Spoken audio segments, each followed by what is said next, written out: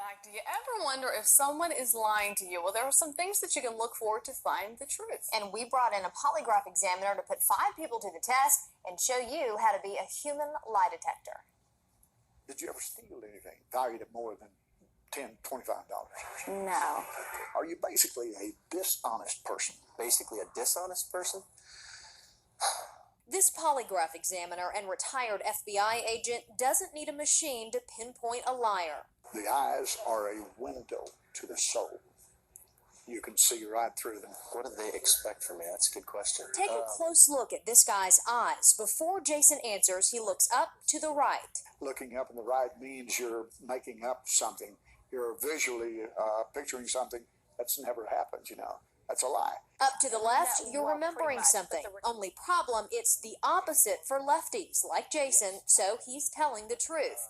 Shifty eyes could also indicate dishonesty. The moment they complete that lie, they look right back at me because they're trying to see whether I'm buying what they're selling. Bill Brown says all of the people we interviewed are basically honest. Look at how comfortably they sit in their chair. Liars may rub their neck, tap their fingers, look at their watch, all signs of nervousness. Or they'll position something between you and them. It's only a book or a coffee cup. When you see something like it, why is that? It's just getting a barrier or something between you and me. Someone telling a fib may lean back in their chair, sit to the side, and keep their arms crossed and hands tightly folded in their lap.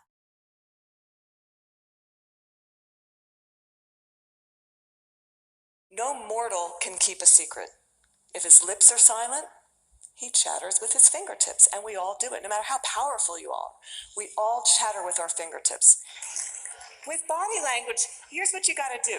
You really got to just throw your assumptions out the door. Let the science temper your knowledge a little bit, because we think liars fidget all the time. Well, guess what? They're known to freeze their upper bodies when they're lying. We think liars won't look in the eyes. Well, guess what? They look you in the eyes a little too much just to compensate for that myth.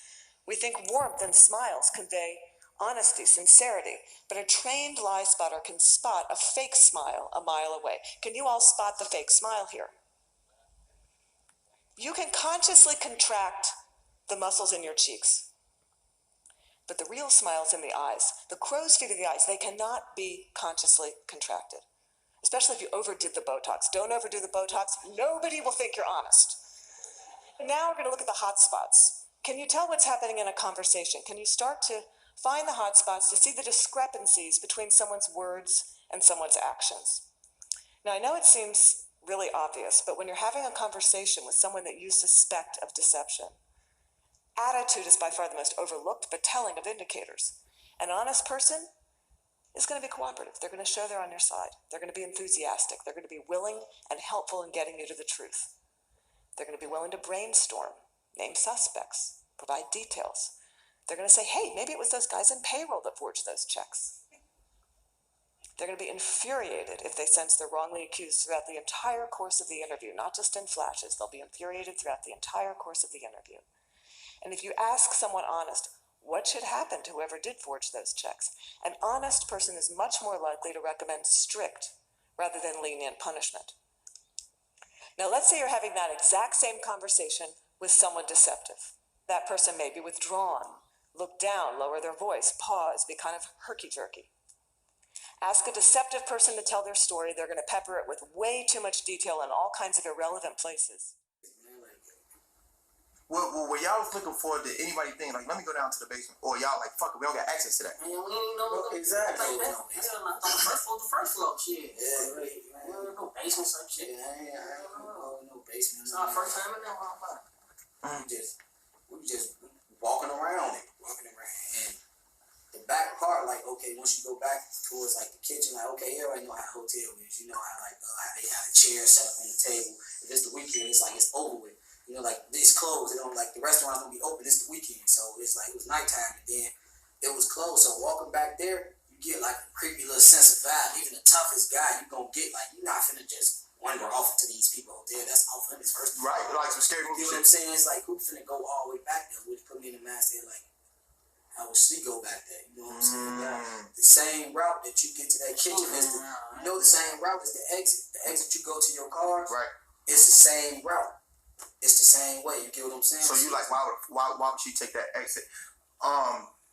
Did you ever think, for once, did anybody ever think like, she in the fucking basement? She gonna be downstairs. Yeah. Do y'all think somebody forced her down there? Yeah, it's that shit It's I like lure. I feel like somebody Man, took her out there. it's a motherfucker. She's I know her well, man. She's not. okay. First of all, And then they're going to tell their story in strict chronological order. And what a trained interrogator does is they come in and in very subtle ways, over the course of several hours, they will ask that person to tell their story backwards. And then they'll watch them squirm and track which questions produce the highest volume of deceptive tells. Why do they do that? Well, we all do the same thing. We rehearse our words, but we rarely rehearse our gestures. We say yes, we shake our heads no. We tell very convincing stories, we slightly shrug our shoulders. We commit terrible crimes, and we smile at the delight in getting away with it. Now, that smile is known in the trade as duping delight, and we're going to see that in several videos moving forward. No, I'm not. I'm reading your eyes. The eyes can't lie. Didn't you know what I was doing? A quick lesson in lying. See, this is what us real cops do. We study liars.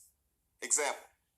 If I ask you a question about something visual, like your favorite color, and your eyes go up and to the left, well, neurophysiology tells us that your eyes go in that direction because you're accessing the visual cortex. Therefore, you're telling the truth.